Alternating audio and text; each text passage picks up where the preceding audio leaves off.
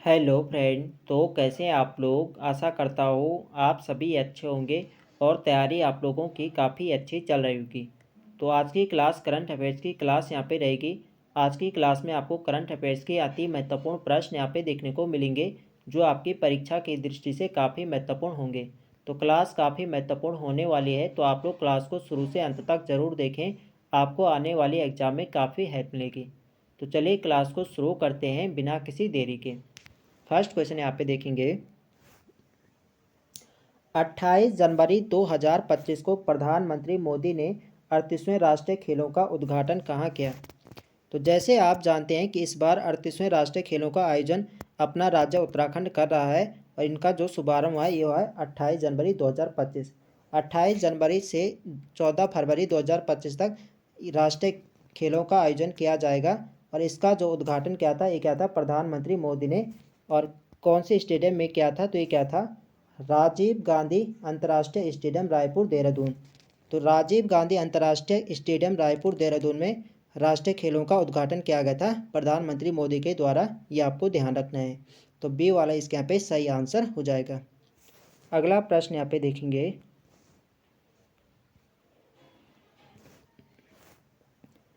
गणतंत्र दिवस परेड 2025 में उत्तराखंड की झांकी किस विषय पर आधारित है। तो यहाँ पे आप लोग ऑप्शन देख सकते हैं। इसका जो सही आंसर है यह ऑप्शन बी, सांस्कृतिक विरासत एवं साहसी खेल। सांस्कृतिक विरासत एवं साहसी खेल 2025 गणतंत्र दिवस परेड में उत्तराखंड की झांकी का विषय था। ये आपको ध्यान रखना है।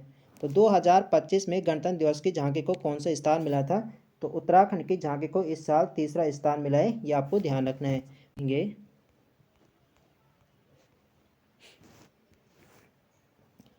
हाल ही में मुख्यमंत्री पुष्कर सिंह धामी सरकार ने राज्य में यूसीसी कब लागू किया।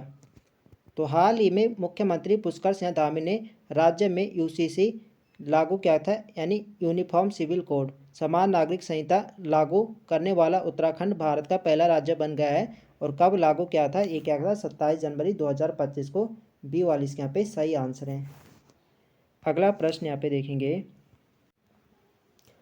38वें राष्ट्रीय खेल 2025 में उत्तराखंड को पहला पदक दिलाने वाली ज्योति वर्मा का संबंध किस खेल से है। तो 38वें राष्ट्रीय खेल 2025 में उत्तराखंड को जो पहला पदक दिलाए ज्योति वर्मा ने। और इन्होंने कौन सा पदक जीता, तो इन्होंने जीता है कांस्य पदक, यानी ब्रॉन्ज मेडल इन्होंने जीता है। और कौन से गेम में जीता है, तो इन्होंने जीता है वुशु गेम में। ये आपको ध्यान रखना है। आगे यहाँ पे देखते हैं।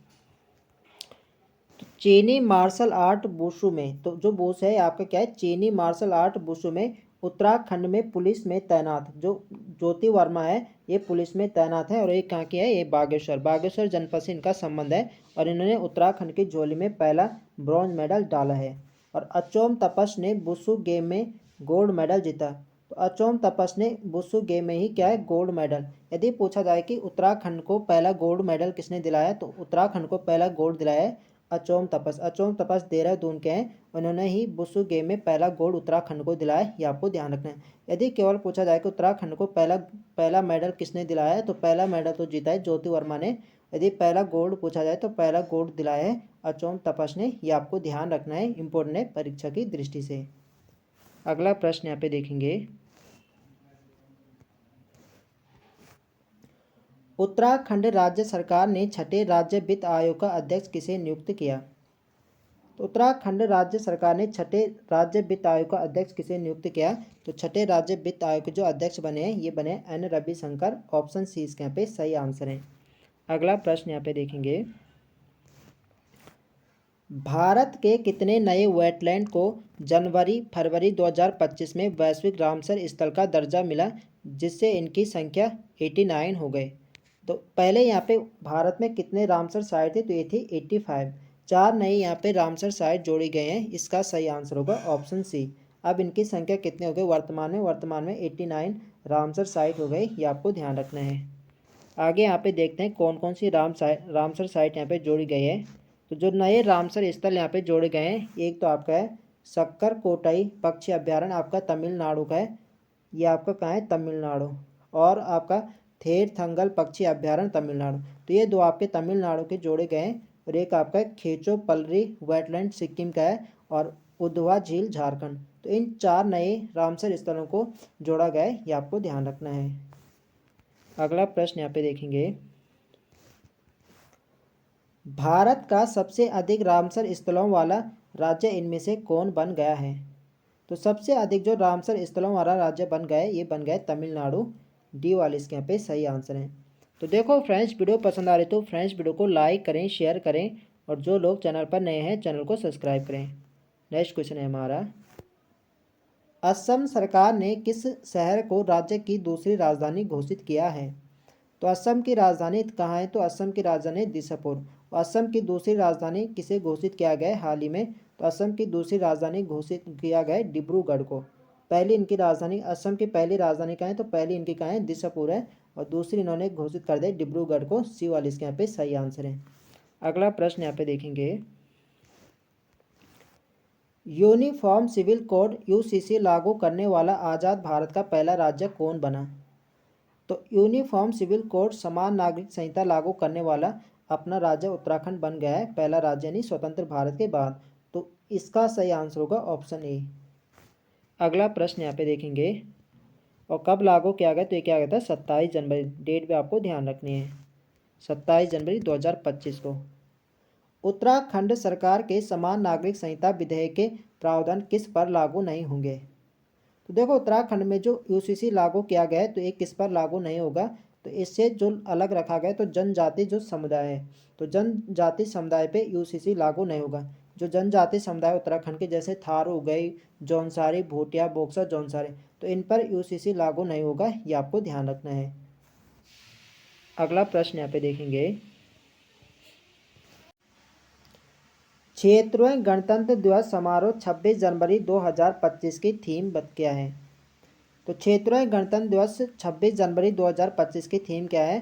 तो इस साल जो 26 जनवरी की थीम है, यह है स्वर्णिम भारत विरासत और विकास। इसका सही आंसर है ऑप्शन डी, डी इसके यहाँ पे राइट आंसर है। स्वर्णिम भारत विरासत और विकास आपको ध्यान रखना है, थीम काफ़ी इंपॉर्टेंट हो जाती है, पूछी जाती है। तो आपको ध्यान रखना है, इस साल जो गणतंत्र दिवस की थीम है, यह स्वर्णिम भारत विरासत और विकास। अगला प्रश्न यहाँ पे देखेंगे, क्षेत्रीय गणतंत्र दिवस समारोह के मुख्य अतिथि कौन थे? तो क्षेत्रीय गणतंत्र दिवस समारोह के मुख्य अतिथि कौन थे?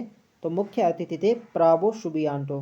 प्राबो सुबियांटो 26 जनवरी के मुख्य अतिथि थे, और ये किस देश के राष्ट्रपति हैं? तो ये इंडोनेशिया के राष्ट्रपति है, ये भी आपको ध्यान रखना है। अगला प्रश्न यहाँ पे देखेंगे, क्षेत्रीय गणतंत्र दिवस परेड समारोह में भारतीय राष्ट्रपति और इंडोनेशिया राष्ट्रपति ने कर्तव्य पथ तक इनमें से किसकी सवारी की? तो क्षेत्रीय गणतंत्र दिवस परेड समारोह में भारतीय राष्ट्रपति और इंडोनेशिया राष्ट्रपति ने कर्तव्य पथ पर बताने की किसकी सवारी करी थी? तो यहाँ पे आप लोग ऑप्शन देख सकते हैं, घोड़े से खींची जाने वाली ऐतिहासिक बग्घी की, या ऊंट से खींची जाने वाली ऐतिहासिक बग्घी की, या एक सुंदर बैलगाड़ी, या हाई सिक्योरिटी वाली कार। तो इसका जो सही आंसर है यह है ऑप्शन ए, घोड़े से खींची जाने वाली ऐतिहासिक बग्घी की सवारी करी थी यहाँ पे इंडोनेशिया के राष्ट्रपति और भारत के राष्ट्रपति ने। ये आपको ध्यान रखना है, इंपॉर्टेंट है परीक्षा की दृष्टि से। अगला प्रश्न यहाँ पे देखेंगे, क्षेत्रीय गणतंत्र दिवस पर पहली बार किस मिसाइल का प्रदर्शन किया गया? तो क्षेत्रीय गणतंत्र दिवस पर पहली बार की बात हो रही, तो पहली बार किस मिसाइल का प्रदर्शन किया गया था? तो पहली बार किया गया था प्रलय मिसाइल का। बी वाले इसके यहाँ पे सही आंसर हो जाएगा। तो यहाँ पे प्रलय मिसाइल के बारे में यहाँ पे जान लेते हैं। हवा में मारने वाली सबसे लंबी दूरी की मिसाइल है, और इस बैलिस्टिक मिसाइल को defence research and development organisation DRDO ने बनाया। तो प्रलय मिसाइल को किसने बनाया? तो ये बनाया है डीआरडीओ ने बनाया है, ये भी आपको ध्यान रखना है। और एक इसकी खास बात क्या है, तो ये हवा में मारने वाली सबसे लंबी दूरी की मिसाइल है, ये भी आपको ध्यान रखना है। आगे यहाँ पे देखते हैं, 18वां प्रवासी भारतीय दिवस सम्मेलन किस शहर में 8 से 10 जनवरी 2025 को आयोजित हुआ? तो प्रवासी भारतीय दिवस कब मनाया जाता है? तो ये मनाया जाता है 9 जनवरी को, और इस साल ही मनाया गया था। 18वां प्रवासी भारतीय दिवस मनाया गया था, और ये किस शहर में बनाया गया था? तो ये मनाया गया था भुवनेश्वर में। बी वाले इसके यहाँ पे सही आंसर है। अगला प्रश्न यहाँ पे देखेंगे, वर्ष 2025 में भारतीय अंतरिक्ष अनुसंधान संगठन इसरो के नए अध्यक्ष कौन बने? तो इसरो के नए अध्यक्ष कौन बने हैं? तो ये बने हैं बी नारायणन। बी नारायणन इसरो के नए अध्यक्ष बने हैं। ये आपको ध्यान रखना है, डी वाले इसके यहाँ पे सही आंसर है। अगला प्रश्न यहाँ पे देखेंगे,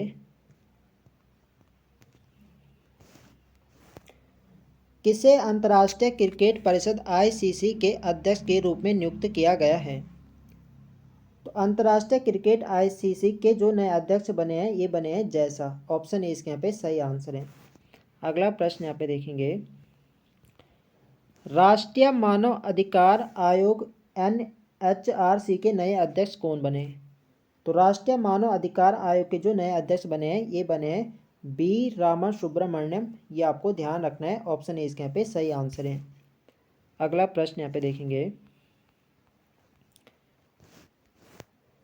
किसे संघ लोक सेवा आयोग यूपीएससी के नए अध्यक्ष के रूप में नियुक्त किया गया? तो यूपीएससी के नए अध्यक्ष के रूप में किसे नियुक्त किया गया? तो ये किया गया प्रीति सूदन को। ऑप्शन बी इसके यहाँ पे सही आंसर है। अगला प्रश्न यहाँ पे देखेंगे, भारतीय क्रिकेट कंट्रोल बोर्ड बीसीसीआई के नए कोषाध्यक्ष कौन बने? तो बीसीसीआई के नए कोषाध्यक्ष कौन बने हैं? तो ये बने हैं प्रभतेश सिंह भाटिया। ऑप्शन ए इसके यहाँ पे सही आंसर है। अगला प्रश्न यहाँ पे देखेंगे, केंद्रीय रिजर्व पुलिस बल सीआरपीएफ के नए महानिदेशक के रूप में किसे नियुक्त किया गया? तो सीआरपीएफ के महानिदेशक के रूप में किसे नियुक्त किया गया? तो ये किया गया है ज्ञानेंद्र प्रताप सिंह को। इसका सही आंसर है option A, Gyanendra Pratap Singh CRPF के नए महानिदेशक बने हैं। ये आपको ध्यान रखना है। अगला प्रश्न यहाँ पे देखेंगे,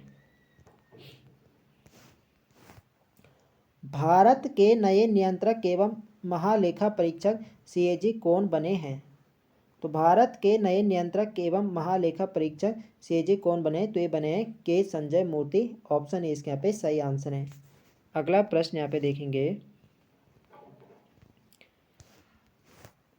भारत के 51वें मुख्य न्यायाधीश के रूप में किसने शपथ ली? तो 51वें मुख्य न्यायाधीश कौन बने हैं? तो 51वें मुख्य न्यायाधीश बने हैं न्यायमूर्ति संजीव खन्ना। बी वाले इसके यहाँ पे सही आंसर है। अगला प्रश्न यहाँ पे देखेंगे, भारत सरकार के खेल मंत्रालय द्वारा द्रोणाचार्य पुरस्कार 2024 से उत्तराखंड के किस कोच को सम्मानित किया गया? तो भारत सरकार के खेल मंत्रालय द्वारा द्रोणाचार्य पुरस्कार 2024 से उत्तराखंड के किस कोच को सम्मानित किया गया? तो ये किया गया सुभाष राणा को। ऑप्शन बी इसके यहाँ पे सही आंसर है। अगला प्रश्न यहाँ पे देखेंगे, तो आज के लिए यहाँ पे बस इतने ही प्रश्न हैं। तो आई होप आप सभी को वीडियो पसंद आए तो फ्रेंड्स वीडियो को लाइक करें, शेयर करें और जो लोग चैनल पर नए हैं चैनल को सब्सक्राइब करें। मिलते हैं नेक्स्ट वीडियो में, तब तक के लिए जय हिंद दोस्तों।